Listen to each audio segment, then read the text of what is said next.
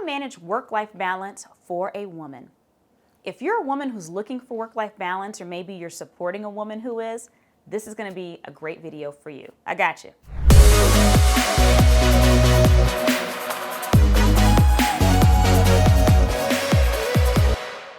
First, we're going to discuss how work-life balance is likely not what you think it is. Next, we're going to help you adopt a mindset that will help buy you more peace and sanity. Then we'll review some technology that can help you get ahead of the curve. And then lastly, you're going to walk away with a plan.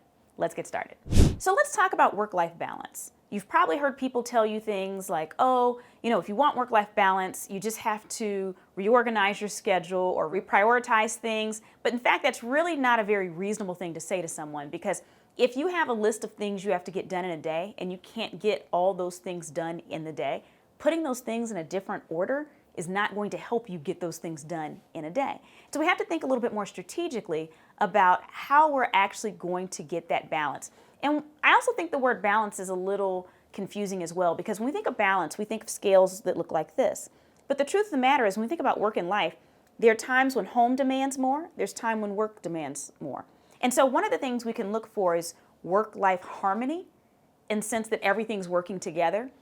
Now, you've probably noticed that if you're off track at home, or if you feel like you're falling behind at home, it's very hard to concentrate at work. And if you're behind at work, it's very hard for you to concentrate on being with your loved ones or just relaxing if you live to yourself because you're thinking about work. And so we want to move away from the idea of balance and think about the fact that we're really just aiming to have some level of harmony. We're aiming to be at peace with what's going on at work and what's going on at home. So here's the mindset that's going to help you. Years ago, I had a mentor who really changed my mind on how I looked at outsourcing things or what things I needed to take care of myself. And one of the things that he did was he had me look at what my hourly rate was at work, and then he compared that to what I was paying to clean my home. I was paying myself.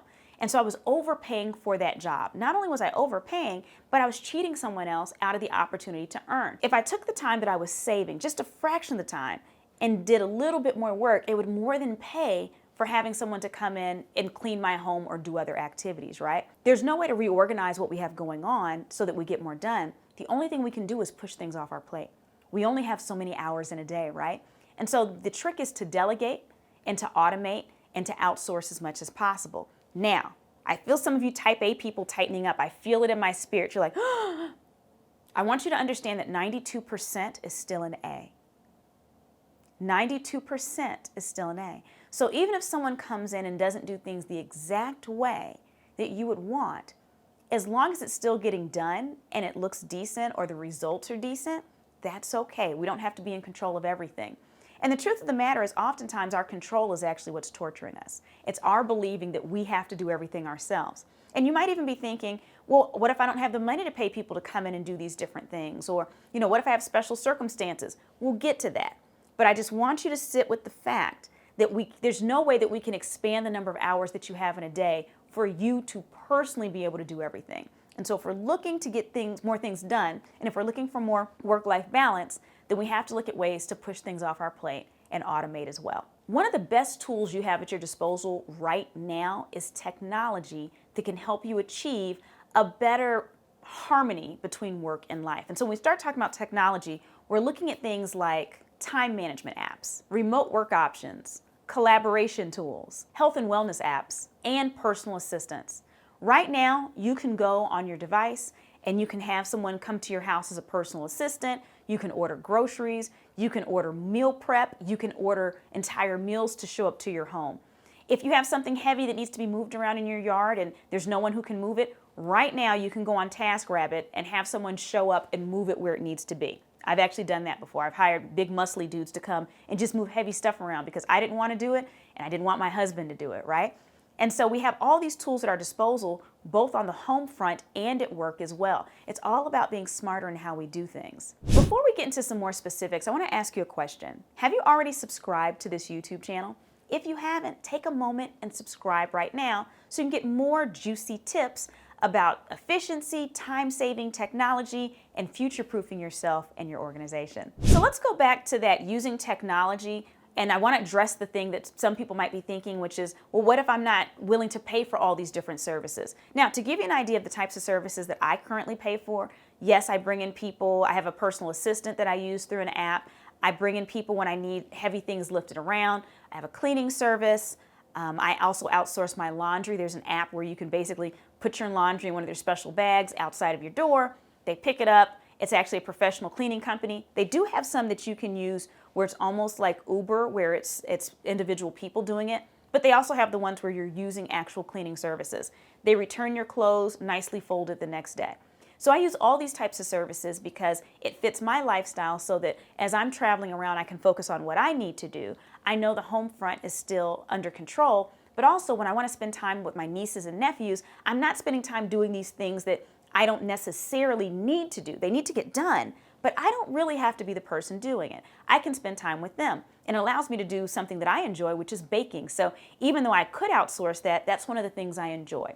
So if there's some type of task that technically is a work-based task at home that you enjoy, that provides you with an outlet, keep that. If you love cutting the grass, do it. But if not, go ahead and outsource those things. Now, you might be thinking again, okay, well, what if I don't have the finances for that yet? Or I just don't have the budget for it. No problem. Look around you. There's people that enjoy doing the tasks that you don't enjoy doing, and there's tasks that you enjoy doing that other people don't enjoy doing. Swap tasks. If you have a friend that is an incredible organizer, maybe offer to babysit her kids for a weekend in return for her coming on a different date and helping to organize your home. If you have someone, maybe a neighbor that keeps an immaculate lawn, maybe he's a widower, he's retired, he loves lawn work, but he doesn't like to cook as much, cook a casserole once a week in return for him maintaining your lawn. So all it takes is a little bit of creativity, but whether we're paying people, using apps, or using real life people, we have to push things off our plate. Now, let's talk about the next thing, which is setting boundaries. It's extremely important to set boundaries between work and home. We're not different people. Once upon a time, we used to act like, work was work and home was home. And now that so many people work from home and our hours merge over, it's a little bit harder to make those delineations. But I want to encourage you to set boundaries. For your workplace, or if it's your own business, make sure that you have a stop time that you stop working every day. Have designated places around your home if you work from home where you do or don't work. For instance, my laptops never make it into my bedroom. My laptops never make it into my library, which is my relaxation space, right? They're usually in my office. Sometimes they'll be in the dining room. Rarely they'll make it into the living room. But those are the only spaces where it's acceptable for me to ever do any type of work in my home. So designate your spaces and your time and make sure that all parties involved are aware, your family and those in the workplace as well. One of the interesting things though about boundaries is that as soon as we set them, someone's going to test them. It's like the universe is saying, are you really serious about this thing? So don't be afraid of turning your phone off after a certain time. If you decided that you're going to stop working at a different time, maybe ignoring your adult family members when they're knocking, if they're knocking during business hours and you know it's not an emergency, right? So we have to train people to respect those boundaries. That's going to allow us to have more harmony so that we're getting things done in the right places. Then I want you to create a long-term plan for how you're going to manage home and work. Start thinking about the tasks that you're going to automate, the tasks that you're going to assign to other people, and the tasks that you're even going to eliminate. Think about the things that need to happen, the things that don't need to happen by you. You might have to reassign some of the things that you're doing around the home to your mate or your children. It's not going to be popular, but if you're carrying more of the load than is actually fair, it's got to be pushed onto someone. And sometimes it's a little uncomfortable at first because we have to allow them to fail or feel the consequences of their not following through so that we can maintain our boundaries. But create a plan. What are you going to do moving forward? How are you going to retain more of your time and spend time on the things that you care for? What boundaries do you need to put in place for people in the workplace as well as people in your personal life? And then here's the last piece. Have someone who cares about you, but maybe it's kind of bold. They'll actually audit your plan. They'll actually look at it and tell you, well, you know what, you could actually give this up too. Or, you know what, I feel like you're cheating yourself there. Get somebody that cares about you, that you know will be honest, that can then audit your plan. Speaking of plans, it sounds like you're interested about planning for the future if you're watching this video. We're trying to obtain work-life harmony, but at the end of the day, we're thinking about it going forward. We can't change the past. Well, the good news for you is I have a free gift for you.